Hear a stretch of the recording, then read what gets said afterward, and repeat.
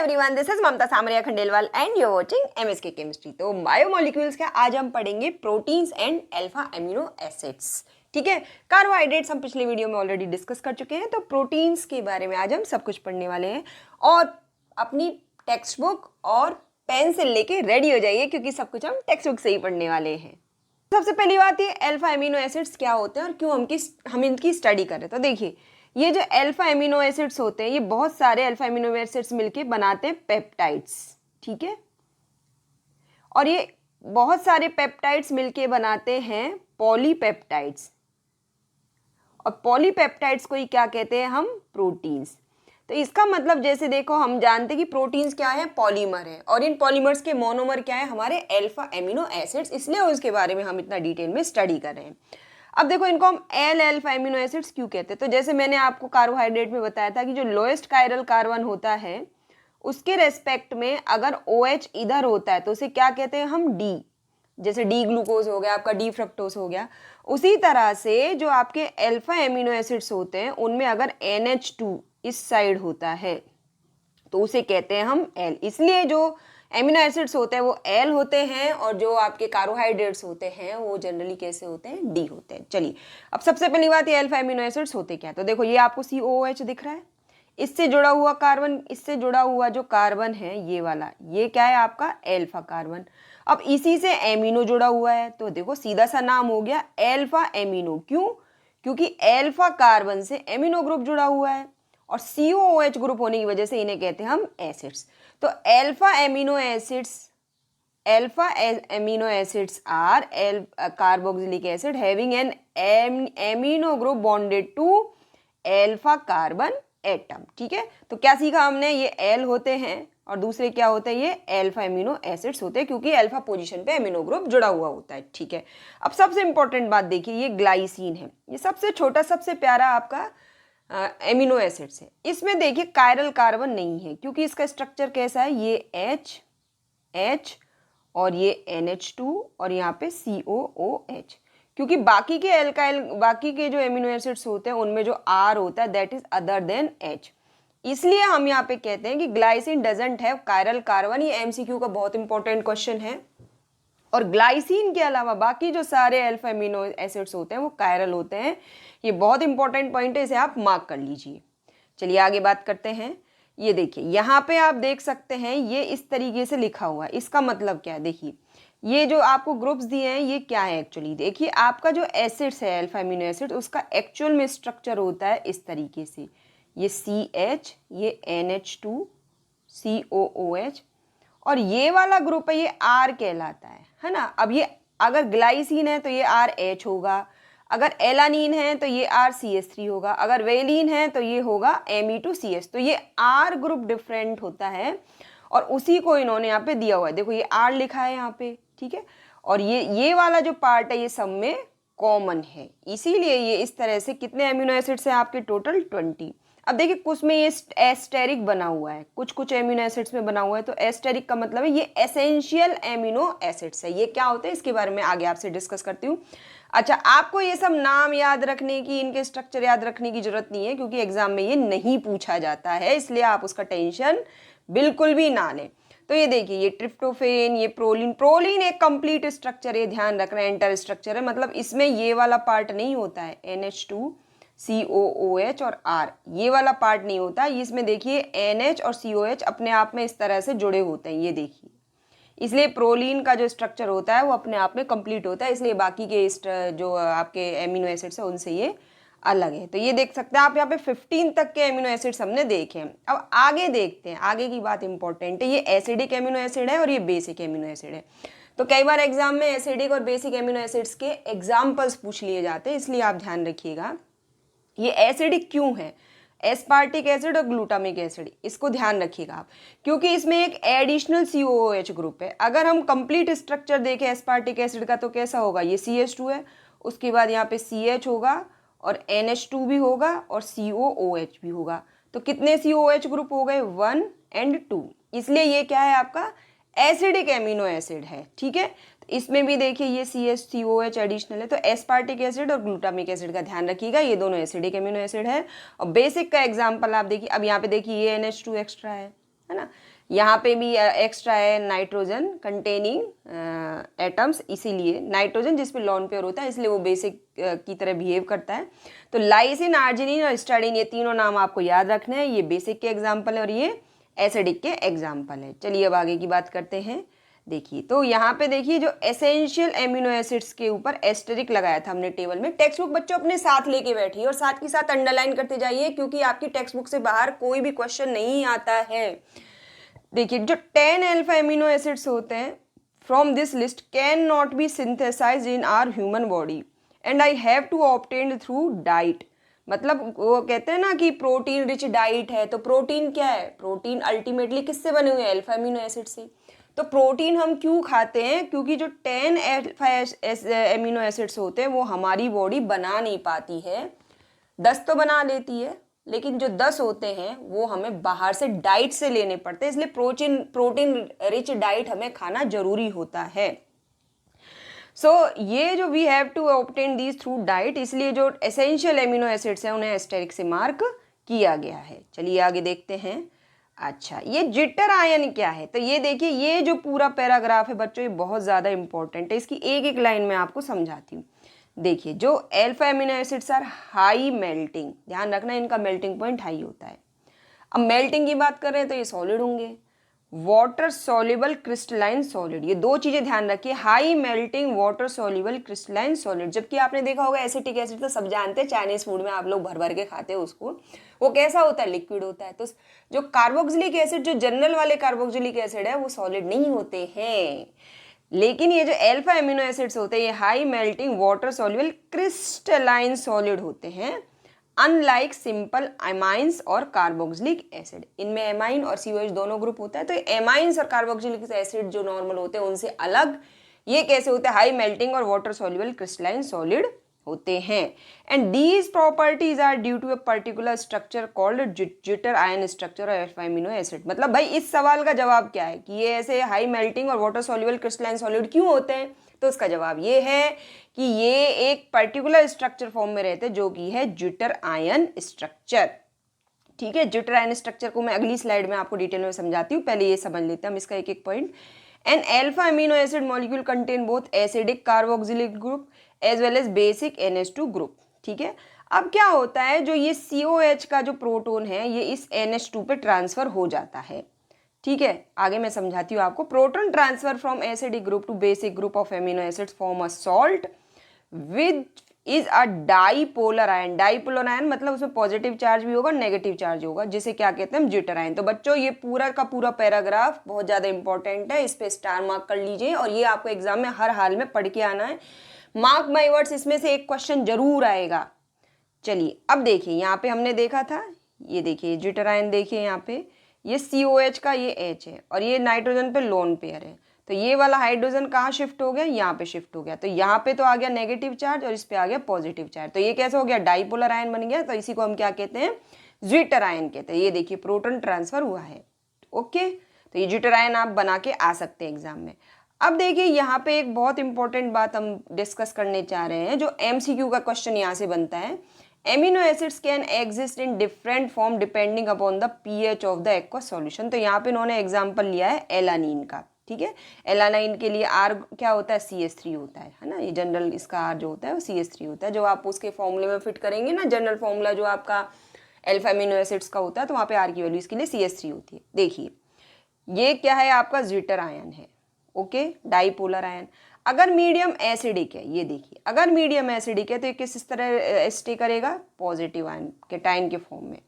अगर pH more than 10 है, इसका मतलब कैसा है? pH is basic. तो बेसिक मीडियम में किस तरीके से रहेगा? एनायन के फॉर्म में। तो ये चीज़ आप ध्यान रखना कि जो आपका ज्विटर आयन है वो ज्विटर आयन तो कब रहेगा? जब नॉर्मली जो न्यूट्रल pH होता है। यहाँ पे हम न्यूट्रल एमिनो एसिड्स की बात करें, आपसे जिक्र किया था हमने अभी। एक तो होते हैं बेसिक एमिनो एसिड्स जो कि 3 हैं, और एसिडिक एमिनो एसिड जो कि कितने हैं? 2 है, एस्पार्टिक एसिड और ग्लूटामिक एसिड, और बाकी के जो है वो आपके न्यूट्रल हैं। तो ठीक है, तो जब pH 7.4 होता है, हमारे ब्लड का pH भी तो यही होता है ना, चैप्टर 3 में ये डिस्कस किया गया है। तो ब्लड का pH MCQ का क्वेश्चन भी है उसमें ये। तो जब ये हमारा pH 7.4 होता है, जब एमिनो एसिड जो होता है उसका जो pH 7.4 होता है तो वो ज्यूटर आयन के फॉर्म में एग्जिस्ट करता है। लेकिन अगर मीडियम आपने एसिडिक बना दिया, ये देखो एक्वस सॉल्यूशन अगर आपने एसिडिक मीडियम को बना दिया तो वो कैटायन में रहेगा, और बेसिक बना दिया तो वो एनायन फॉर्म में रहेगा। Okay, now peptide bond and protein. हम जानते हैं कि अल्फा अमीनो एसिड आपस में जुड़ के क्या बनाते हैं, पेप्टाइड लिंकेज से वो पेप्टाइड बनाते हैं, और बहुत सारे पेप्टाइड मिलके पॉलीपेप्टाइड बनाते हैं जिससे कि प्रोटीन बनते हैं। अब हम इस पेप्टाइड बॉन्ड को समझने की कोशिश करते हैं। तो पहले तो इसकी डेफिनेशन आएगी 1 नंबर की, the bond that connects alpha amino acids to each other is called peptide bond. और ये क्या होता है, इट इज CONH, ये एमाइड बॉन्ड होता है, इट इज एमाइड लिंकेज। तो ध्यान रखना 1 नंबर का पेप्टाइड बॉन्ड का क्वेश्चन बहुत बार आया है ये बोर्ड में। तो बहुत आसान है कि वो बॉन्ड जो अल्फा एमिनो एसिड्स को आपस में लिंक करे उसे हम पेप्टाइड बॉन्ड कहते हैं। तो देखो इसके बारे में जनरली इन्होंने लिखा है, proteins are known to break down into peptides in stomach and duodenum। ये भी इंटेस्टाइन का ही पार्ट होता है। तो जो पेप्सिन होता है वो काम करता है, ये वो प्रोटीन्स को ब्रेक करता है, वो काम किसका होता है, पेप्सिन का। तो ये क्या करता है कि जो प्रोटीन होते हैं इनको किस में ब्रेक कर देता है, पॉलीपेप्टाइड्स में। और these are further broken down to alpha amino acids, मतलब अल्फा अमीनो एसिड्स मिलके पॉलीपेप्टाइड बनाते हैं, पॉलीपेप्टाइड से मिलके प्रोटीन बनते हैं। अब हम खाते तो प्रोटीन है, तो हमारे स्टमक में जो पेप्सिन एंजाइम होता है वो पहले प्रोटीन्स को ब्रेक करता है पॉलीपेप्टाइड्स में, और पॉलीपेप्टाइड्स फर्दर ब्रेक डाउन हो जाते हैं किसमें, एमिनो एसिड्स में। वही एमिनो एसिड्स हमारी हेल्थ के लिए हमें जरूरी होते हैं, जिसमें से 10 आपने देखा ना एसेंशियल है जो हमें डाइट से लेने पड़ते हैं। अब देखिए एक पेप्टाइड बॉन्ड की यहाँ पे हम बात करते हैं, तो यहाँ पे देखो इसका नाम क्या है, ग्लाइसिल एलानाइन। ठीक है, तो एक तो ये हमने एमिनो एसिड लिया है ग्लाइसिन और एक लिया एलेनिन। अब ध्यान रखना अगर 2 आपने लिए हैं एमिनो एसिड्स तो जो पेप्टाइड बनेगा उसे हम डाइपेप्टाइड कहेंगे। अब इसका देखिए OH और ये इसका NH2, ये आपस में रिएक्ट करेंगे। ठीक है, यहाँ से क्या निकलेगा OH और यहाँ से क्या निकलेगा, एक H यहाँ से माइनस हो जाएगा। तो ये वाली जो लिंकेज है ये कैसी है, एमाइड लिंकेज है, और इसी को ही हम पेप्टाइड लिंकेज भी कहते हैं। अब देखिए ये 2 जुड़ गए आपस में। अब ये रिवर्स भी जुड़ सकते हैं, जैसे इसका COH के फ्रंट में यहाँ पे NH2 आया है, लेकिन आप यहाँ ये सिचुएशन ऐसी भी हो सकती है NH2 CH2 COOH, है ना। तो उस तरीके से ये सीक्वेंस जिस तरह भी होगा, जिस तरीके से आपस में एक दूसरे के आमने सामने होंगे उस तरीके से बॉन्ड बनेगा, लेकिन उसमें फिर नाम अलग हो जाता है। तो यहाँ पे देखिए यहाँ पे ये CONH पेप्टाइड लिंकेज है। अब इसको नाम हमने कैसे दिया, ग्लाइसिल एलानाइन। आप देखेंगे ज़्यादातर जो आपके एमिनो एसिड्स हैं उनके एंड में आइन होता है, कुछ एक को छोड़ दीजिए।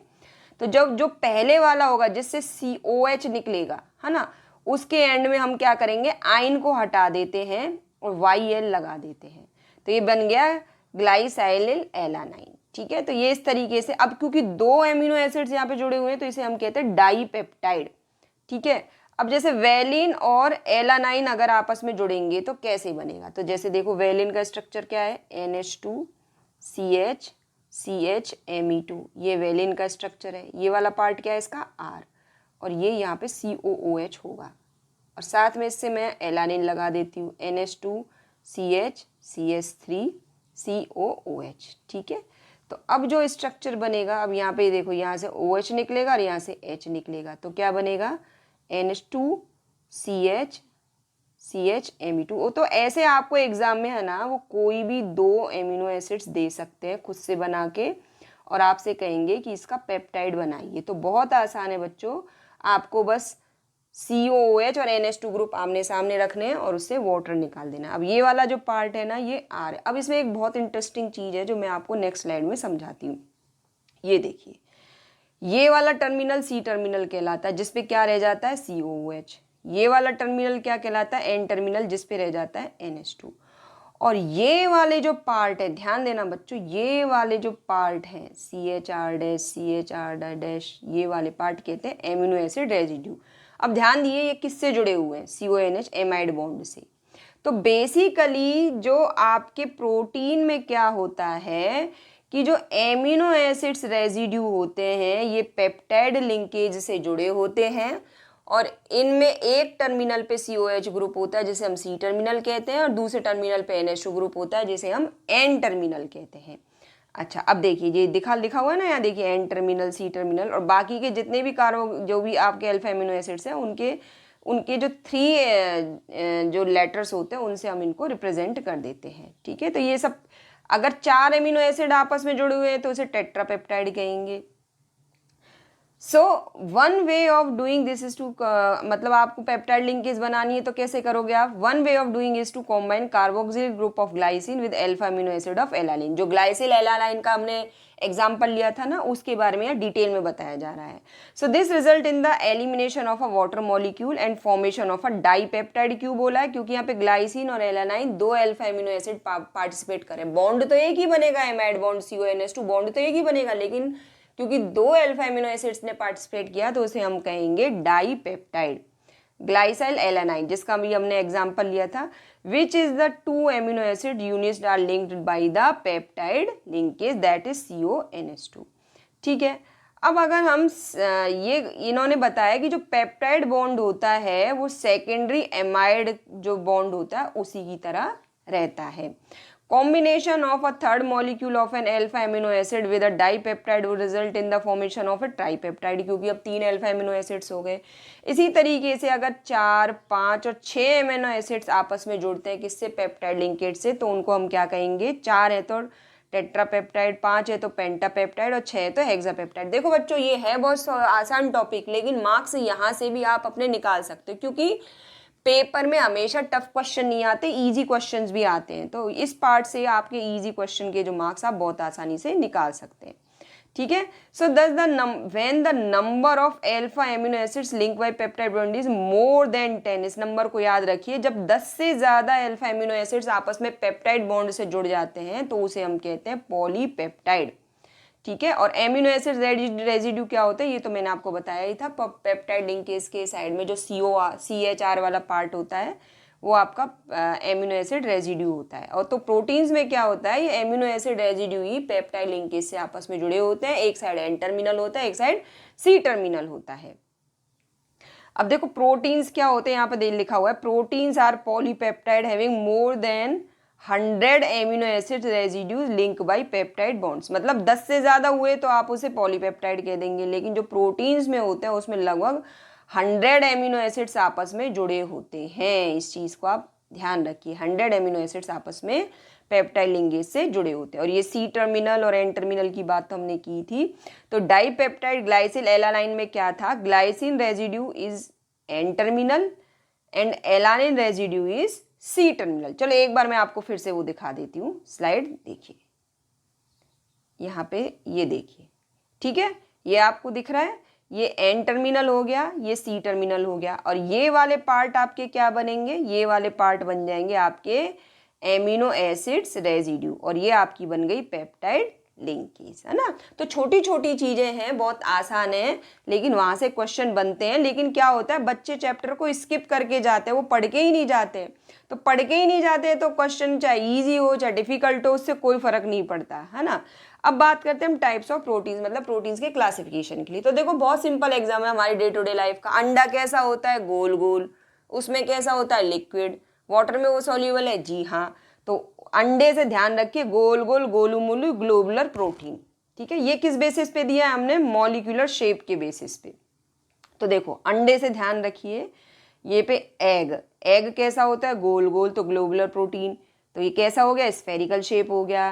कैसा हो गया? ये सॉल्युबल इन वाटर हो गया, ठीक है। This shape results from the coiling around the polypeptide chain of protein. इसमें 2 नंबर का क्वेश्चन बनता है, तो बच्चे वहां पे कंफ्यूज होते हैं कि जो ग्लोबुलर प्रोटीन वाटर सॉल्युबल है या इनसॉल्युबल है। तो मैंने आपको अंडे से आपके दिमाग में सेट कर दिया है कि एग से ध्यान रखना, गोलू मोलू मतलब ग्लोबुलर, और अंडा पानी में सॉल्युबल, मतलब अंडे का जो लिक्विड है वो पानी में सॉल्युबल है, इसलिए these are generally soluble in water. अगला है हमारा फिब्रस, है ना। तो बाल क्या है आपके? फाइबर जैसे ही होते हैं ना, लंबे लंबे। आप सर धोते हो तो क्या आपके बाल घुल जाते हैं पानी में? नहीं घुलते। तो ये क्या है? आपके फिब्रस प्रोटीन्स हैं, ठीक है। अच्छा, ये पिछली स्लाइड में एक चीज और ध्यान रखिए, दालें भी तो हमारी प्रोटीन होती है ना, तो अंडे के साथ ध्यान रखिए, और जो दालें होती है वो भी तो पानी में घुल जाती है। तो प्रोटीन्स इन पल्सेस, जिसे हम क्या कहते हैं? लेग्म्यूलिन। तो ये सब भी क्या है आपके? एग एल्ब्यूमिन, और जो आपकी दालों में होता है वो जो वाला जो प्रोटीन है वो सब किसका एग्जाम्पल है? ग्लोबुलर प्रोटीन का। चलिए अब हम फिब्रस प्रोटीन का एग्जाम्पल का ध्यान देते हैं। तो फिब्रस मैंने आपको क्या बताया?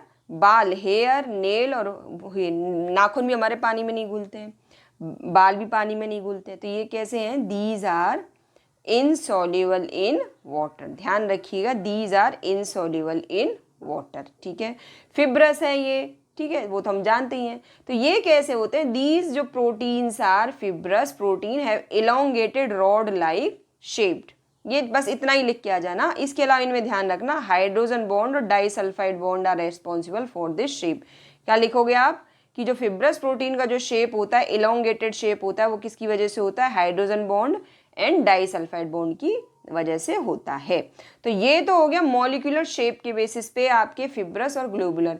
लेकिन अगर हम प्रोटीन का 4 लेवल स्ट्रक्चर देखें, जिसमें बच्चे बहुत ज़्यादा घबराते हैं, आपको घबराने की जरूरत नहीं है, ये क्वेश्चन 3 मार्क्स का आता है कई बार, तो इसको हम आसान बना देते हैं। चलिए पहले तो ये क्वेश्चन कर लेते हैं हम।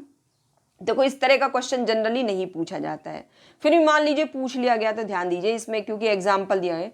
साइमोट्रिप्सिन एक एंजाइम है जो किस पे अटैक कर सकता है? फिनाइलएलैनिन और ट्रिप्टोफेन पे। मतलब ये ट्रिप्टोफेन पे या फिनाइलएलैनिन पे वो अटैक कर सकता है। तो इन्होंने कहा है कि उससे कितने जो पेप्टाइड्स बन सकते हैं जो कि 6 से कम हो। 6 है ना ये, तो ये हेक्सापेप्टाइड है।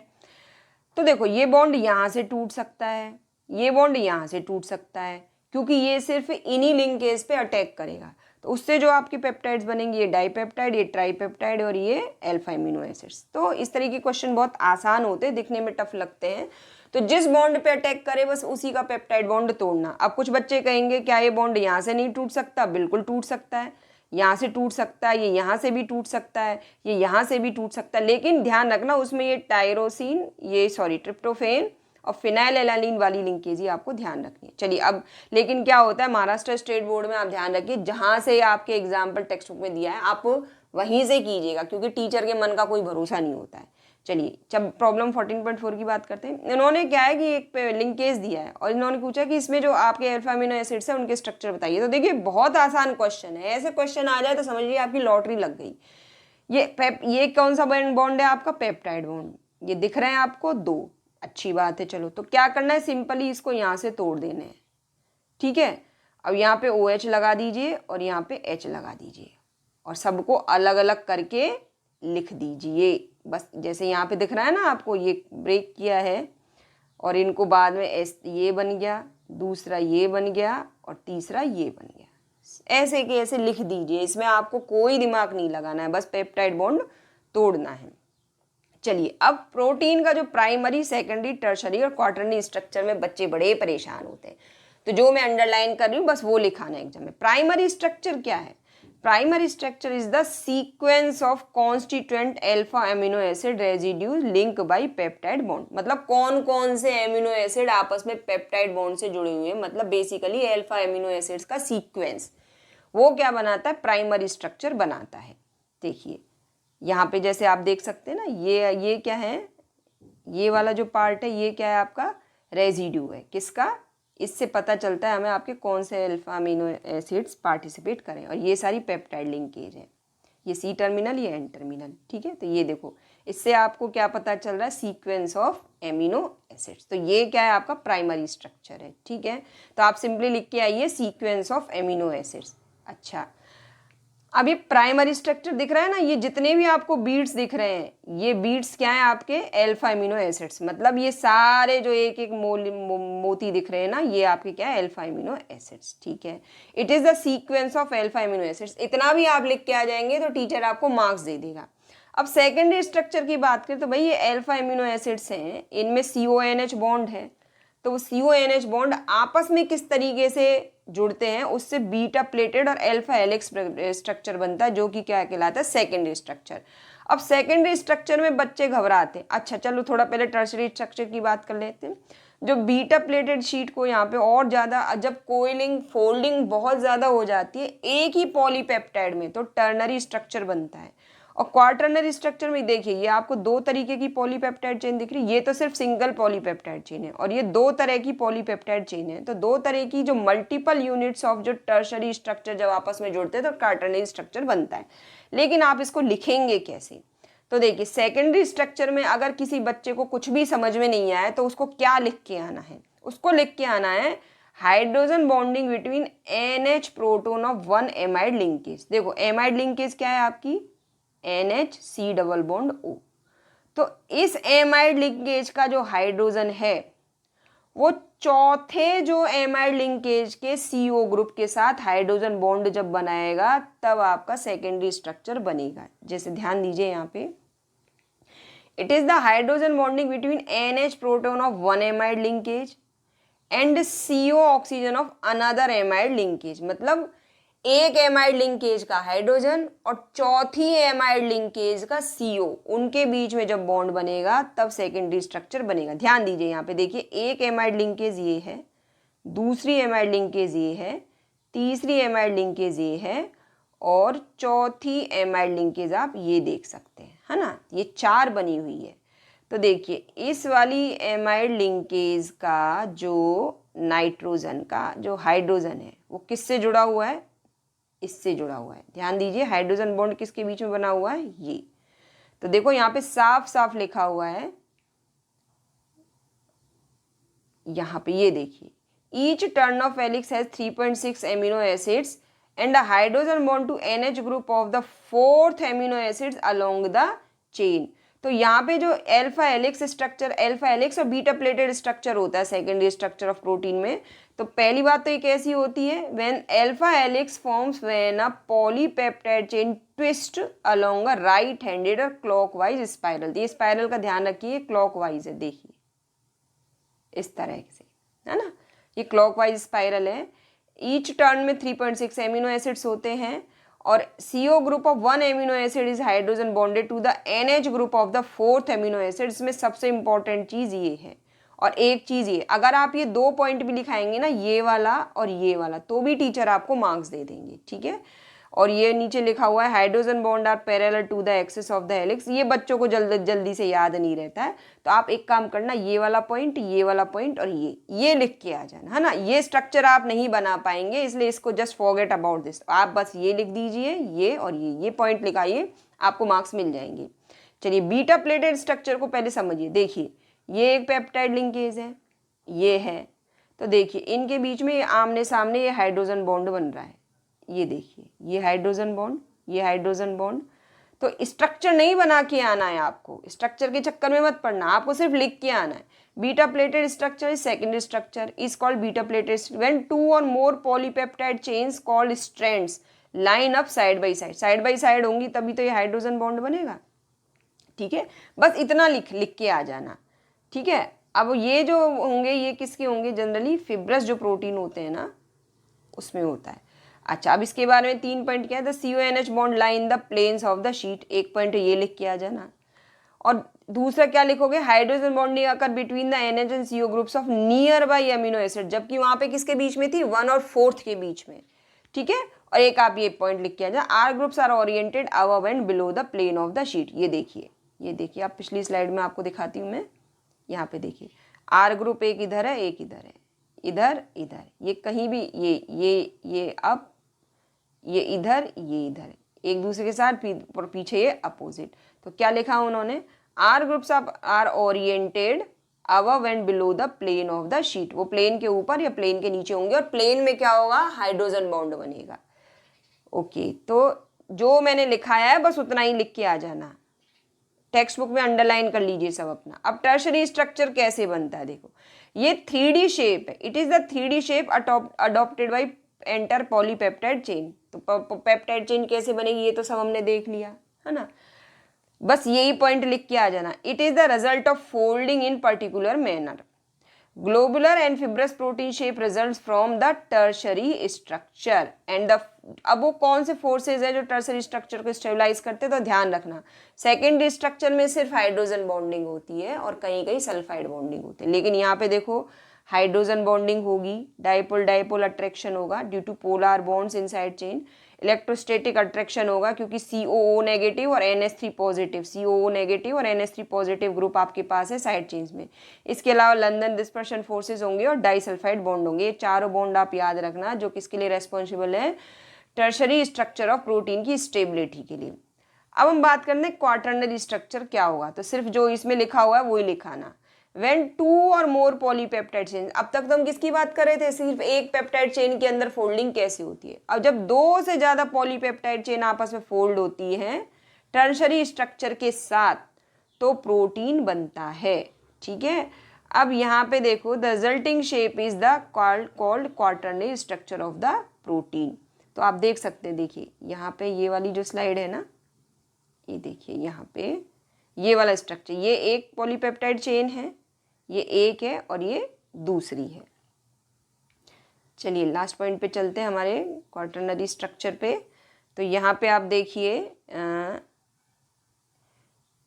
The resulting shape is called quaternary structure of the protein, जब एक से ज़्यादा पॉलीपेप्टाइड चेन आपस में फोल्ड हो जाती है। हीमोग्लोबिन इसका एग्जाम्पल है। यहाँ पे क्या होती है, 4 सब यूनिट्स कॉल्ड हीम, 4 जो पॉलीपेप्टाइड चेन है ना उनसे मिलके बना होता है, और एक पॉलीपेप्टाइड चेन को क्या कहते हैं, उसकी सब यूनिट। ठीक है, और उनके बीच में इंटरमोलिक्यूलर फोर्सेस होते हैं जो इसका कॉम्पैक्ट 3 डायमेंशनल शेप बनाते हैं। अब डीनेचुरेशन प्रोटीन का एक बहुत ही अच्छा क्वेश्चन हर साल कई बार पूछा गया है कि जब प्रोटीन का डीनेचुरेशन हो जाता है, डीनेचुरेशन है ना, तो प्राइमरी स्ट्रक्चर डिस्ट्रॉय नहीं होता है, सेकेंडरी टर्शरी, देखो ये देखो मैंने यहाँ पे साफ साफ लिख के दिया है, जब डीनेचुरेशन होता है प्रोटीन का तो उससे क्या होता है, इसका सेकेंडरी टर्शरी और क्वार्टरनरी स्ट्रक्चर ही डिस्टर्ब होता है, प्राइमरी स्ट्रक्चर डिस्टर्ब नहीं होता है, और इसी वजह से जो बायोलॉजिकल एक्टिविटी होती है वो चेंज हो जाती है इसकी। तो पहले तो ये डीनेचुरेशन ऑफ प्रोटीन क्या होता है, अंडे को आप गर्म करते हो तो क्या होता है, वो जम जाता है उसका योग। ठीक है, फिर उसकी प्रॉपर्टी अलग हो जाती है। तो वो होता कैसे, हाई टेम्परेचर पे आप उसको गर्म करते हैं पानी में तब होता है, या फिर एसिड बेस या किसी एजिटेशन के थ्रू, मतलब आप उसके लिक्विड को बहुत ज़्यादा स्टिर कर दीजिए, तो उससे क्या होता है, जो नॉन कोवलेंट बॉन्ड इंटरेक्शन होती है और उससे क्या होता है, जो इसका डीनेचुरेशन हो जाता है प्रोटीन का। तो this is the denaturation of protein, मतलब हाई टेम्परेचर एसिड बेसिस की प्रेजेंस में अगर आप प्रोटीन को के साथ कोई रिएक्शन कराते हैं, उसमें कुछ ऐसा चेंज करते हैं टेम्परेचर का, एसिड या बेस का, तो उसका डीनेचुरेशन हो जाता है। अब ये डीनेचुरेशन क्या होता है, denaturation is the process by which the molecular shape of the protein changes without breaking the amide peptide bond that form the primary structure. मतलब एमाइड लिंकेज तो रहेगी, प्राइमरी स्ट्रक्चर डिस्टर्ब नहीं होगा, लेकिन बाकी की जो फोल्डिंग वगैरह है ना, सेकेंडरी टर्शरी और क्वार्टरनरी स्ट्रक्चर, वो सब चेंज हो जाता है। तो ये 1 नंबर का क्वेश्चन जनरली पूछा जाता है। तो आई होप आज का वीडियो आपको पसंद आया होगा। जो भी अंडरलाइन मैंने किया है वो पूरा अपने चैप्टर में अंडरलाइन कीजिए, प्रोटीन का क्वेश्चन इससे बाहर नहीं आएगा। Thank you for watching MSK chemistry.